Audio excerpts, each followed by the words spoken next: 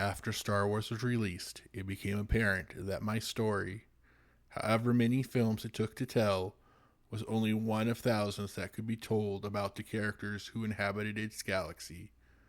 But these were not the stories that I was destined to tell. Instead, they would spring from the imagination of other writers, inspired by the glimpse of a galaxy that Star Wars provided. Today, it is an amazing, if unexpected, legacy of Star Wars that so many gifted writers are contributing new stories to that saga. George Lucas, from the introduction of A Splinters of the Mind's Eye, 1996.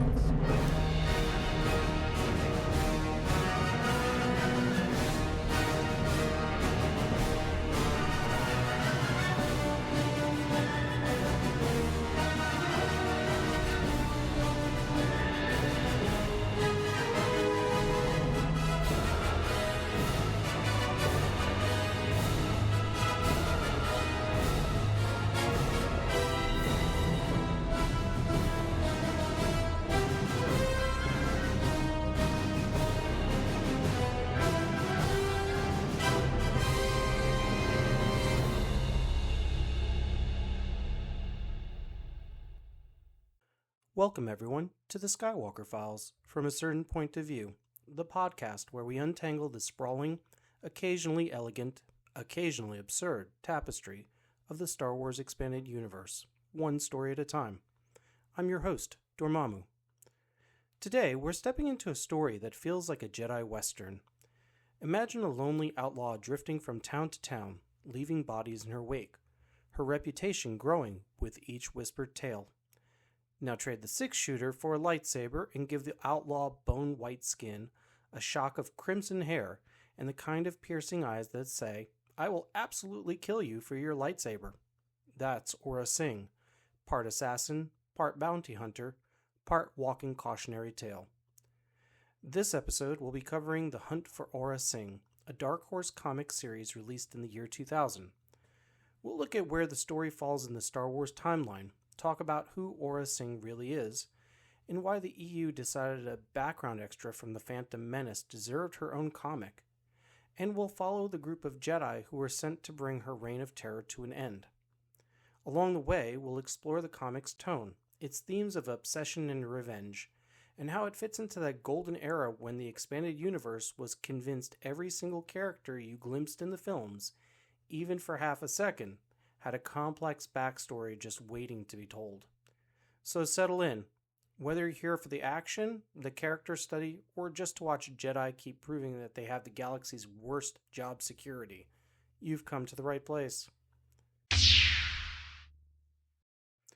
The Hunt for Aurra Sing hit shelves in the year 2000, published by Dark Horse Comics, which at the time was the keeper of the Star Wars flame when it came to visual storytelling outside the films. The series was written by Timothy Truman, with art by David Fabry, colors by Ken Branch, and lettering by Steve Dutrow. Truman's name should be familiar to anyone tracing this stretch of the expanded universe. He had already given us Outlander, the story of Sharad Hett and his Tusken Raiders, and he would later go on to pen Jango Fett Open Seasons. His work often circles around characters who live on the edges of the Jedi Order or outside of galactic respectability. People caught between traditions, reputations, and personal demons, which makes him a natural choice for a story about Aurra Sing. Aurra herself had become something of an enigma by the time this comic was released. In The Phantom Menace, she appeared for all of 3 seconds, standing on the cliffs during the Bunta Eve pod race. Her design, bone-white skin, a skeletal frame, a single antenna protruding from her skull, and that distinctive shock of red hair was striking enough that George Lucas insisted she'll be included late in production. For most viewers, she was little more than a blink-and-you'll-miss-it curiosity, but for the expanded universe, this was red meat. The EU specialized in taking those fleeting glimpses. Background cantina patrons, pod race spectators, bounty hunters who never even spoke, and spinning entire lives, rivalries, and legacies out of them. Aurra Sing was practically begging to be fleshed out. As for timeline placement, The Hunt for Aurra Sing takes place about a couple of years after The Phantom Menace, and immediately follows the events of Twilight, In other words, Aurra emerges as a rising star among the galaxy's bounty hunters right as the prequel era is taking shape. She's carving out her reputation by killing Jedi, which is, as you might imagine, something the Jedi Council takes rather personally. True to form, the Council does what it always does best: nothing until it's far too late. Only after several of their number have been cut down do they decide that perhaps, just perhaps, sending a team of Jedi after her would be prudent. This framing makes the story equal parts Western and tragedy. On the one hand, you have a lone outlaw making her name in blood, walking the dusty trails of the Outer Rim, always one step ahead of her pursuers. On the other hand, you have the Jedi themselves, noble, tragic figures who seem destined to lose ground no matter how many sabers they ignite. That tension between the legend of Aurra Sing and the futility of the Jedi trying to stop her is what anchors the comic. So when you open The Hunt for Aurra Sing, you're not just getting a story about a minor character from the Phantom Menace. You're stepping into a snapshot of a particular moment in the expanded universe's history, when Dark Horse Comics was committed to making sure no character, no matter how obscure, went unexplored. At the heart of this story is, of course, Aurra Sing. To call her a simple bounty hunter would be to undersell her by a mile. Aurra is a former Jedi Padawan, though former is perhaps putting it politely. She was trained briefly within the Jedi Order before being kidnapped and twisted by Anzati assassins, a race notorious for consuming the soup of their victim's life essence. This trauma shaped her into something far darker than the Council could handle. Her background makes her uniquely dangerous. She knows the Jedi way, she knows their techniques, and she knows exactly how to exploit their weaknesses. Her appearance is striking enough to make her unforgettable. Skin as pale as bone, long red hair like a streak of fire, a gaunt figure with cybernetic enhancements, and the small antenna protruding from her skull, marking her as something not entirely natural. But it's her psychology that makes her compelling. Aurra harbors a deep hatred for the Jedi, seeing them not as protectors of peace, but as weak, arrogant hypocrites. Her chosen profession as a bounty hunter is less about credits and more about revenge. Every Jedi she kills is another step in a personal vendetta against the Order that abandoned her. And in this story, she's already well on her way to making herself one of the most feared names in the galaxy. Facing her is a collection of Jedi, perhaps not the household names of the Order, but nonetheless skilled, loyal, and tragically expendable. These include Ki-Adi-Mundi, the Sarayan Jedi Master who plays a central role in this story. By now, readers would have recognized him as one of the few background council members in the Phantom Menace who actually spoke lines. Dark Horse wisely latched onto him as a character worth exploring. In this comic, he's the anchor of the Jedi pursuit, steady and pragmatic, though not constantly haunted by the responsibility of leading younger Jedi into the battle. Ki-Adi is not a swashbuckling hero. He's weary, cautious, and far too aware of the risks. That sense of gravity grounds the story, giving us someone to measure Aurra Sing's brutality against. There's also Sharad Het. He's the son of Sharad Het, the fallen Jedi who became a warlord among the Tusken Raiders in Outlander. Sharad carries his father's legacy heavily, torn between his Jedi training and his Tusken heritage. In The Hunt for Aurra Sing, he serves as the emotional core of the Jedi team, wrestling with grief, vengeance, and the need to prove himself. Aurra is, in many ways, a dark mirror of him, another wayward soul with Jedi training who walked a different path. His journey is a quiet tragedy in the making, one that will echo in future stories. Adi Gallia is a member of the Jedi Council. Adi steps into the hunt not just as a skilled warrior, but as a symbol of the Council's authority. Her presence raises the stakes. If Aurra Sing can take down someone of Gallia's caliber, the Order's reputation is in serious jeopardy. Gallia also serves to highlight how the Council approaches threats. Always measured, always formal, sometimes to the point of blindness. There's also Anya Kuro, also known as the Dark Woman. And among the Jedi featured in the hunt for Aurra Sing, few are as striking or as unsettling as her. She's known as the Dark Woman, but she is a Jedi Master who earned that epithet not because she strayed into the dark side, but because she deliberately abandoned her birth name, believing such attachments to be unnecessary distractions.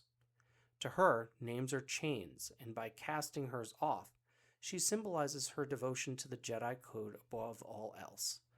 The result is a figure shrouded in mystery, feared even by some of her peers, with a presence that feels more spectral than human. In this story, the Dark One plays a crucial role because she's connected directly to Aurra Sing's past. She was Aurra's former Jedi teacher, the master who trained her before Aurra was kidnapped and corrupted by the Anzadi. That connection gives her hunt an almost mythic weight. Aurra isn't just another Jedi killer here, she's the wayward apprentice returning to face the master she abandoned, and the Dark Woman must grapple with her own sense of failure. Did she push Aurra too hard? Did she miss the signs of her pupil's fracture? Or was Aurra always destined to walk away? The Dark Woman embodies one of the expanded universe's favorite prequel-era themes, the tension between Jedi doctrine and human fallibility. She is committed almost fanatically to the Order's ideals, but her connection to Aurra reveals the cracks in her certainty. Their relationship is less a master-student bond and more a haunting reminder that the Jedi, despite all their wisdom, are not infallible. And in the hunt for Aurra Sing, that failure comes home to roost, with blood. In the end, the hunt for Aurra Sing is as much about these Jedi, about their attempts to uphold order, their camaraderie, their anxieties, as it is about the outlaw they chase. Aurra steals the spotlight, but the story would have no tension without these voices of duty and restraint pushing against her nihilism and fury. The story begins with Aurra Sing already infamous. She has murdered Jedi in Coruscant itself, a brazen act that forces even the usually slow-moving Jedi Council to admit that something must be done. It is one thing for a rogue assassin to carve out a reputation in the shadows of the Outer Rim, but to strike at the very heart of the Republic, against the Guardians of Peace, is a declaration of war. As the Council debates, elsewhere in the galaxy, Aurra is approached by two Quarren. They represent the kind of slippery political opportunism that thrives in the waning days of the Republic. Their goal is simple. They want a Quarren senator eliminated who they believe has already wronged them. To them, Aurra Sing is the perfect weapon, efficient, merciless, and already carrying a reputation for killing Jedi. To sweeten the deal, they tempt her with bait designed to pierce far deeper than credits. The promise that her former Jedi master, Arya Kuro, the Dark Woman, will be on the same planet at the same time. For Aurra, this is irresistible. The assassination contract becomes secondary. The true prize is the chance to confront and perhaps finally destroy the woman she blames for her past. For the Dark Woman, meanwhile, the hunt becomes personal as well. She has long carried the guilt of losing her Padawan to darkness, and now must face the terrible reality of what Aurra has become. The Jedi Council, reeling from the murders on Coruscant, assembles a strike team to track Aurra down before she can continue her spree. Kia-Di Mundi, Adi Gallia, Ashrad Het are determined to cut short Aurra's bloody career. The pursuit leads them across the galaxy, their paths converging with Aurra's just as the assassination plot nears its climax. The final confrontation is as much psychological as it is physical. Aurra relishes the chance to torment her former master, while the Jedi fight desperately to prevent a political assassination. The battle is costly. Aurra proves again and again that she is more than a match for seasoned opponents, and the Dark Woman must stare directly into the abyss of her own failure. In the end, Aurra Sing does not fail. She escapes, her legend burnished all the brighter by yet another high-profile brush with the Jedi. The Council is left shaken, the Dark Woman is left haunted, and readers are left with the chilling certainty that Aurra will continue to walk the shadows, killing Jedi and feeding her reputation. The tone of The Hunt for Aurra Sing is darker, harsher, and more fatalistic than many Jedi-centered stories of this era. This isn't the luminous Jedi of the Phantom Menace presiding over peace from their council chambers. This is the Order at its most fragile, confronting a foe who knows their weaknesses intimately. There's a grit to the narrative, a sense of inevitability, like a Western gunslinger tale. It feels less about victory and more about survival. Aurra Sing herself brings a horror-tinged quality to the comic. She's not just an outlaw, she's a predator, with her pale visage and assassin's precision turning her into something closer to a nightmare that hunts Jedi, rather than a conventional bounty hunter. The tone leans into her mythos, letting her reputation grow with each page, even when she isn't physically present.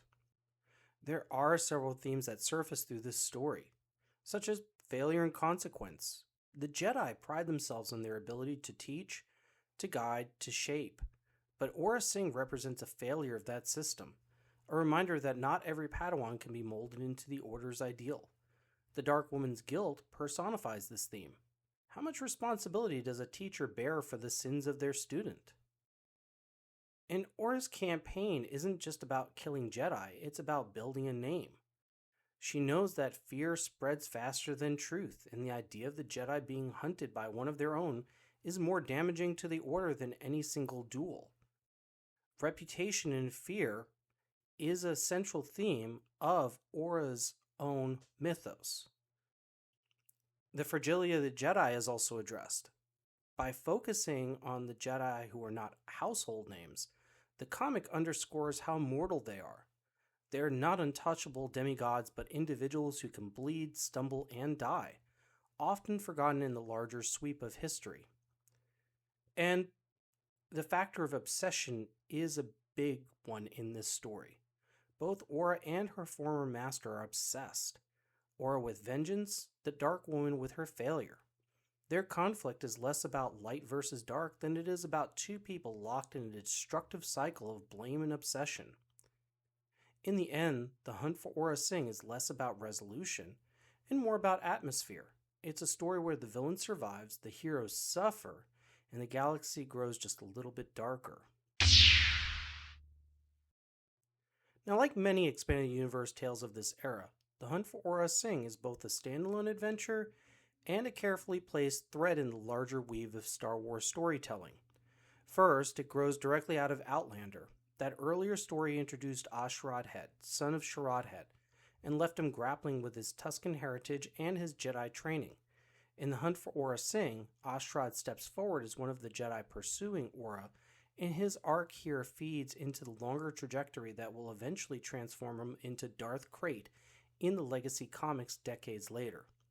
In this way, the story helps lay early groundwork for one of the EU's most ambitious character evolutions.